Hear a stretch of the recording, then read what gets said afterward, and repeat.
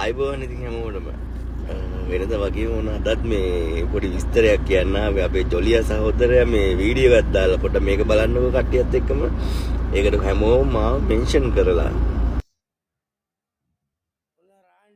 ඉතින් අන්න ඒ සීයවත් මම අද ගන්න මං ජොලියට කතා කරා මෙහෙමයි තව ඒ දැන් එහෙම දේවල් වෙනවා වගේම මට මේ වගේ දේකුත් අක්කරතාවයකුත් වෙනවා ලොකු දේවල් වලට මට මූණ දෙන්න සිද්ධ වෙලා තියෙනවා. මේ වීඩියෝ යන හින්දා ගෙවල් වල ඉන්න අය කතා කරලා මට යාළුවයි ගෙවල් වල ඉන්න අයත් මට දාන්න හදනවා. මෙහෙමයි කිලිවල්ලා. ඇත්තටම මේ සමහරු මට බයිනවා. නිකන් ගන්නවනේ පාරවල් වලින් ගන්නවනේ. ඉතින් එහෙම ගත්තා කියලා දෙයියනේ මට ගෙවල් වල ඉන්න මිනිස්සුත් එහෙම ගන්න බෑ මට.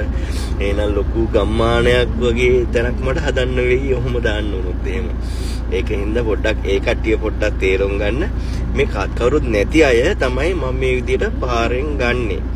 ඒකින්ද දෙක වරද්දව ගන්න එපා. ඉතින් මේ වගේ කට්ටියට ඉතින් මට පුළුවන් අවස්ථාවක් આવොත් මම උදව් කරනවා. ඒක තමයි. ඒ වගේ දැන් මේ 100වත් මම ගන්නවා. පොඩ්ඩක් කල්පනා කරලා බලන්න.